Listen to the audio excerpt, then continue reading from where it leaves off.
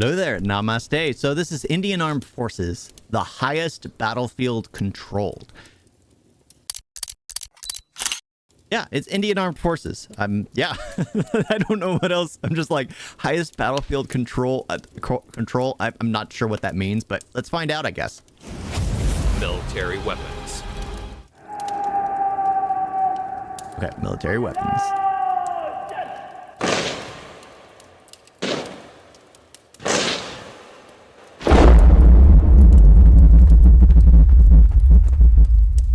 How well do you know India's military? Join us and watch our video and share in the comments the new things that you learned from it. The Indian Armed Forces are the military forces of the Republic of India, comprised of 3 divisions: the Indian Army, the Indian Navy, and the Indian Air Force. Additionally, the Indian Armed Forces are supported by the Indian Coast Guard and paramilitary organizations and various inter-service commands and institutions. The Indian Armed Forces has the 4th largest defense budget in the world, which is 60.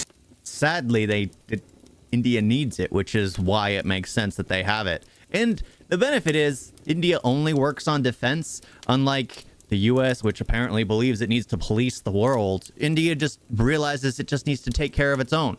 More nations just need to assume that they need to take care of themselves. Imagine how the world would be if everyone just stayed within their own borders. And then you get those nations that believe that the borders are questionable. You know, there's always that. $6.5 billion. The armed forces have 4 main tasks: to assert the territorial integrity of India, to defend the country if attacked by a foreign nation, to support the civil community in case of disasters, and to participate in United Nations peacekeeping operations in compliance with India's commitment to the United Nations Charter. UN's a joke. Sadly.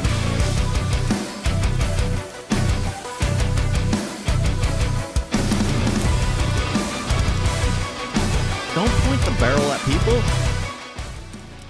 Some interesting facts that you should know about the Indian Armed Forces include: India has the biggest voluntary army in the world. All serving and reserve personnel have actually opted in for service. There's a provision for conscription in the Constitution, although... But you would never need it if the majority of the people are all, you know... I mean, heck, what is it? I've signed off, but then again, now with the way the U.S. is, I'd rather not be here if it ever needed troops. I'd rather not be next to someone who doesn't understand how to hold a rifle correctly. Because, oh my gosh, I don't want to, that kind of thing. I'd rather, I don't want to be conscripted anymore. I don't want to fight for a government I don't believe in, if that's the right way to say it. It's never been used. India controls the highest battlefield in the world, at 5,000 meters above the sea level. Operation Rehat in 2013 was one of the biggest civilian rescue operations that was ever carried out. The Central Armed Police Forces, which are referred to as paramilitary forces based on a colonial perspective, are not armed forces. As such, they're headed by civilian officers from the Indian Police Service and are under the control of the Ministry of Home Affairs and not the Ministry of Defense. These are central police organizations. India's first exclusive defense satellite, the GSAT-7, was successfully launched by European Space Consortium Arianespace's Ariane 5 rocket from Kourou Spaceport in French Guiana in August of 2013, giving a major push to the country's maritime security. The Indian Navy succeeded in mission Dashkin Dhruv by traversing to the South Pole on skis in 2006. With this historic expedition, they set the record for being the world's first military team to have successfully completed a ski traverse to the geographic South Pole. Well, that's the toughest climates in the world. Yeah, you'd think you'd be ready for that. Yeah, isn't it true that most other nations also go to India for training, like elevation training, since it has some of the highest elevation? It just makes sense to be there in a place that does have civilization nearby that lives up there too for training. It just would make it easier.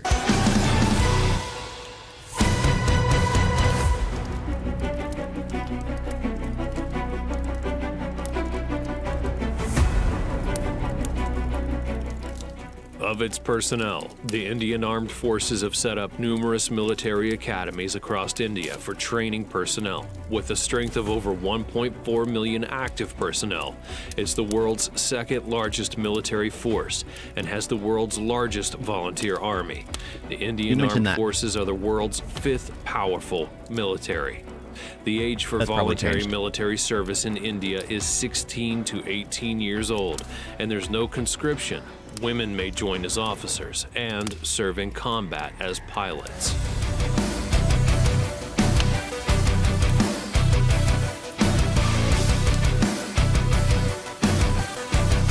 Yeah, but I don't think it's the fifth anymore. I think it's gone up. That's the thing with a number. It always changes. Goes up and down. It never stays stagnant.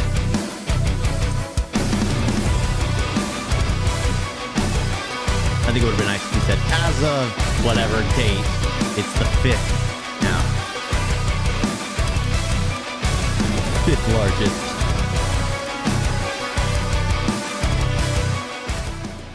Of their exercises, India often conducts naval exercises with other friendly countries designed to increase naval interoperability and also strengthen the cooperative security relationships.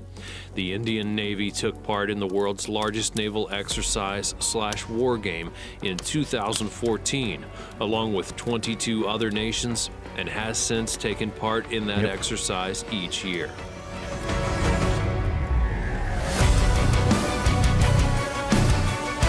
War games. I mean, it's a great strategy to hold and keep people trained. Kind of like an emergency evacuation thing. You got to train people in order for the situation. Just not let them know, okay, this is what we plan to do. Actually have them go through it. Because you never know. I mean, there are people who have spent their service not really ever needing to, well, in some places, India's always seems to be active in one aspect or another in defense. Like, there are some people in certain places of the world. When it comes to wars and operations, the Indian Armed Forces have been engaged in a number of major military operations, which include the Indo-Pakistani Wars of 1947, 1965, and 1971, the Portuguese-Indian War, and more. India also honors its military forces annually each year on December 7th with Armed Forces Flag Day. Since 1962, the IAF has maintained a close military relationship with Russia, which includes cooperative development of programs such as the fifth-generation fighter aircraft and the multi-role. You need to have respect for your armed forces. You need to have respect for the people who protect your homeland. You just have to. It's so nice to see people actually pay respect to their officers, the ones who protect them, the ones who keep them safe. Role transport aircraft.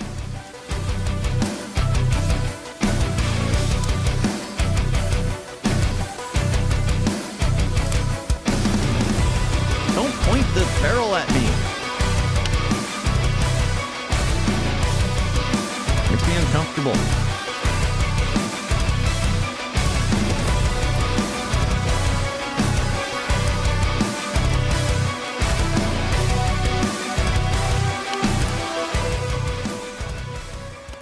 When it comes to equipment, the Department of Defense production of the Ministry of Defense is responsible for the indigenous production of equipment that's used by the Indian Armed Forces. It comprises 41 Indian ordnance factories under the control of the Ordnance Factories Board and 8 defense PSUs.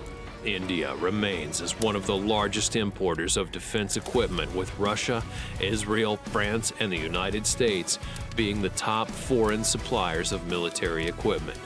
The government of India has launched a Make in India initiative to indigenize manufacturing and reduce dependence on imports, which include defense imports and... Because when it comes to, like, again, America's fallen victim of war profiteering, basically, because, well, we supply the world with the manufacturing of arms, and heck, even during the World War II, before we were even involved, we were supplying all sides with the material. Sure, we were kind of backing one side more than the other, but still, we were supplying all sides because we had the manufacturing capability. It's always great to be able to supply in-house because you can never truly trust the outsourced stuff. Or you would rather, if you ever go to combat with them, well, that supply line has been cut off or is going to be taxed incredibly. And when you're in a time of combat, you want to be able to rely on your own resources and not those of an outside source, which might end up getting taxed through the roof. And procurement.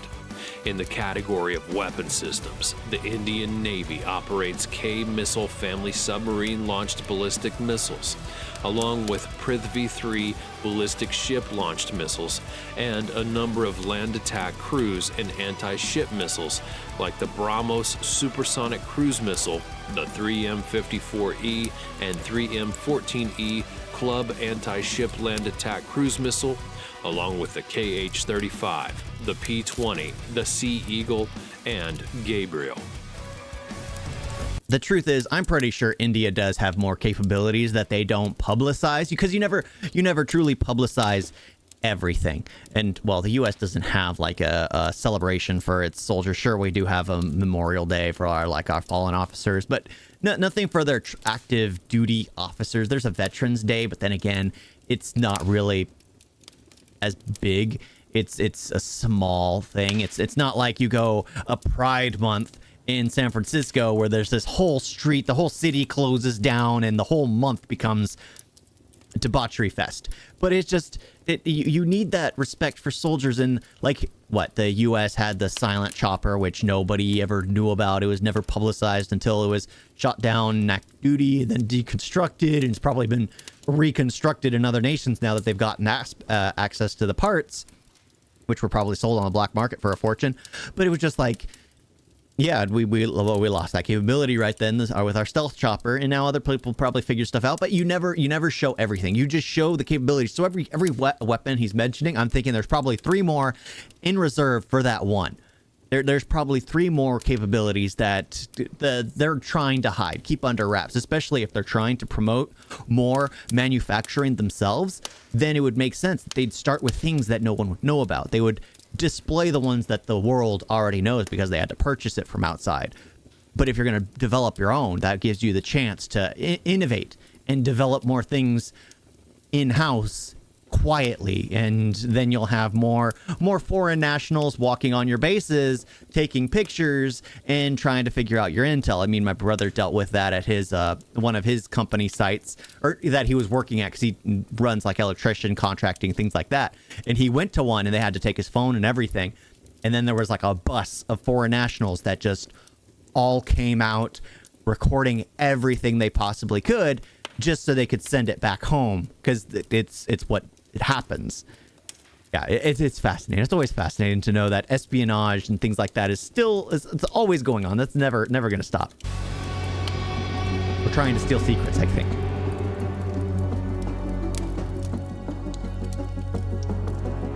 Trying to steal secrets is always something that's going on.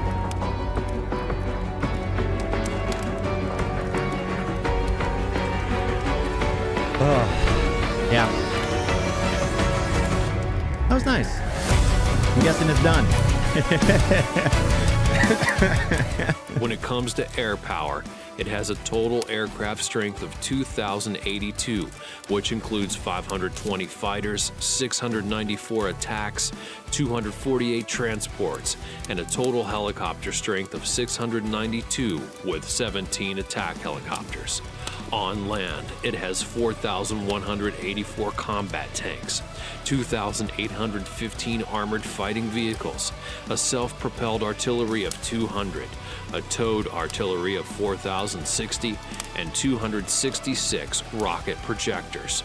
And on water, it has total naval assets of 295, with 1 aircraft carrier, 13 frigates, 11 destroyers, 22 corvettes, 16 submarines, 139 patrol vessels, and a mine warfare vessel. Thanks for watching. What do you think about the Indian Armed Forces? Let us know in the comments below. Yep. Be sure that you... That's fascinating. That is fascinating. I enjoyed watching it, but I like the fact that they're trying to do in-house stuff. It's always good for them, for a nation to produce most of their defense capabilities in-house. Again, you don't want to rely on outsourced materials, because you never know if that will ever go under, or there will be a conflict of interest, or you just don't know. It's best to do everything in-house. Oh, yeah, I liked it. I liked it.